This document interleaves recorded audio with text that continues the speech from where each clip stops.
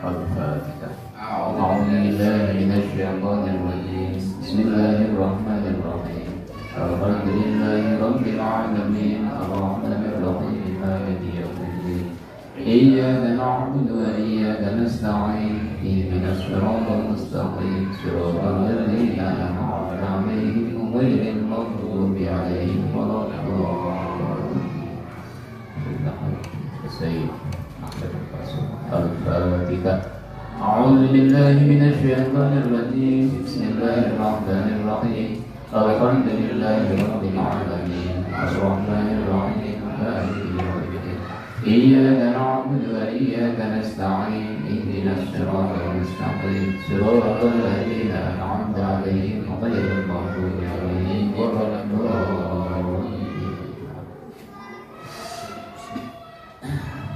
Kita lanjutkan pada bait waqadimun honi dan seterusnya. Bismillahirrahmanirrahim. Bismillahirrahmanirrahim. Waqadimun landat kang sumeneng. Honiyun turut kang sumuki. Wawahidun landat kang suwiji. Wahayun landat kang sugeng. Qadir landat kang kuasa. Muridun turut kang ngersakaken. Alimun turut kang mudanini.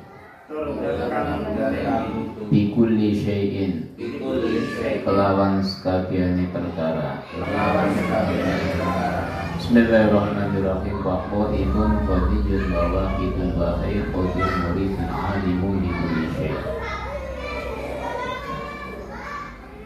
Mulai pada bait ini sudah ini ngacak ya, ngacak.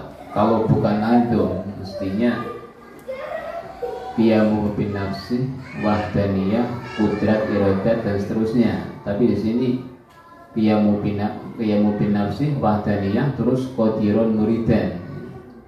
Yang namanya nadum itu seperti itu karena contoh kita misalkan buat data kepegawaian yang tertera di papan di sana yang teratas kan ada Pak Ahmad, Pak Asraf, Pak Kosi dan seterusnya.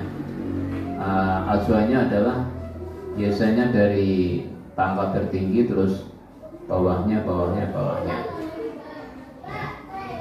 Tapi ketika kita foto bareng, aturan itu nggak kepake. Kita melihat kerapihan. Coba kalau misalkan kita foto bareng, acuannya adalah daftar kepangkatan. Pak Ahmadi di pinggir, lalu Pak Asraf di sebelahnya, Pak Kosi di sebelahnya lagi. Kelihatan tidak rapi. Nazam seperti itu. Ketika awalnya sudah A, maka akhiran harus A. Awal B, akhir harus B. Jadi sini agak morak-marik ya dalam susunannya. Tapi demi kerapian. Jadi morak-marik tapi rapi. Kemudian wa qaimun landat kang sumeneng, ghaniyun turut kang sumuki. Ini artinya sifat qiyamuhu bin nafsi. Sumuki ya. Ini ghani menyifati sifat qaim. Sumuki artinya bagaimana? Artinya begini. Qiyamuhu bin nafsi. Allah itu berdiri sendiri. Ghani artinya binafsi, dengan sendirinya. Jadi adanya Allah itu ada dengan sendiri, dengan zatnya sendiri, tanpa ada bantuan dari pihak lain. Kalau adanya Allah itu ada bantuan dari pihak lain, itu mustahil. Berarti misalkan adanya Allah karena ada sesuatu, itu sama dengan makhluknya. Contoh adanya kita, ya, adanya kita manusia. Kemarin sudah saya contohkan, karena ada bapak ibu, ada kakek nenek dan seterusnya. Tapi kalau Allah ini enggak. Allah ini sifatnya qiyamuhu binafsi, berdiri sendiri. Ini bedanya, karena Allah mempunyai sifat mukhalafatul hawa. Jadi berbeda dengan makhluknya. Kemudian wawahidun, wawahidun, lan sifat swiji,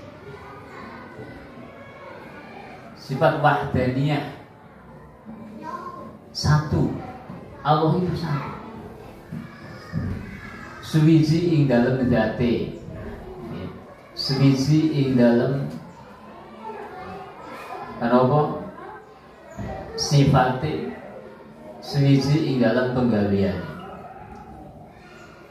Satu ing dalam dzate. Artinya Allah ini tidak, adanya Allah ini tidak tersusun dari beberapa bagian. Tidak seperti manusia.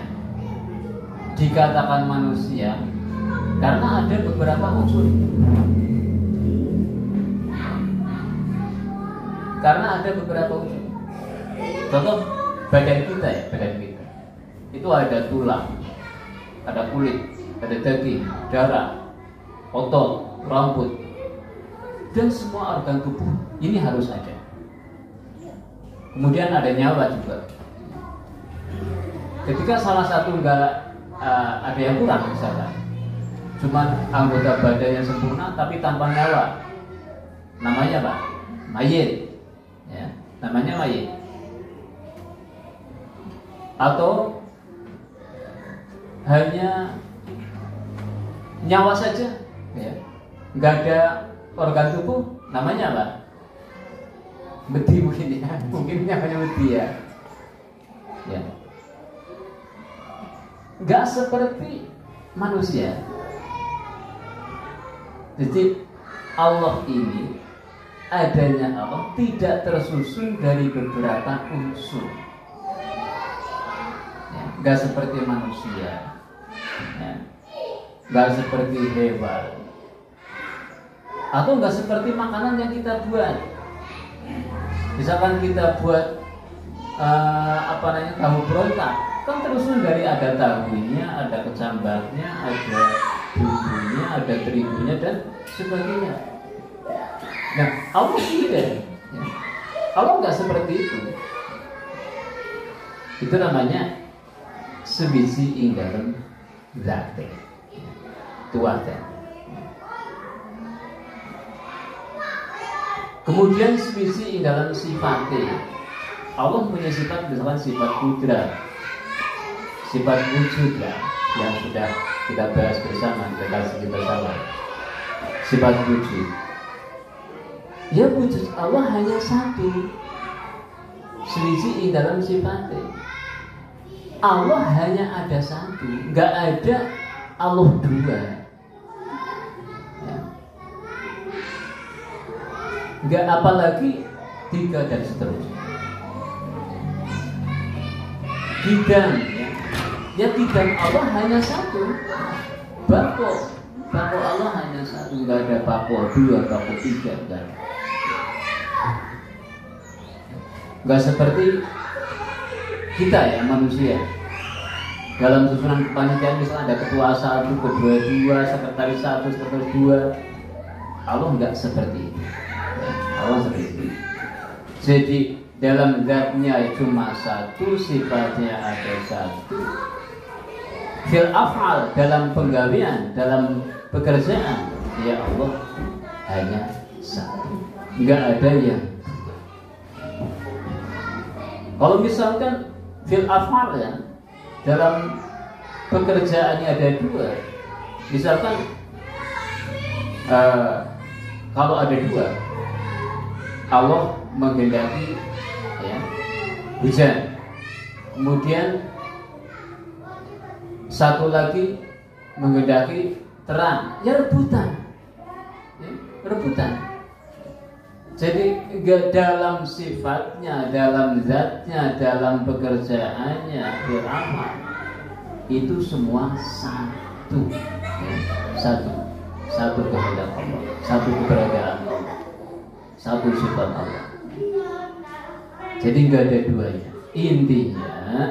Intinya bahwa Allah ini adalah satu, wahdaniyah, tidak dua ataupun selain. Bapak Ibu yang saya hormati, mungkin ini pada pagi hari ini ya.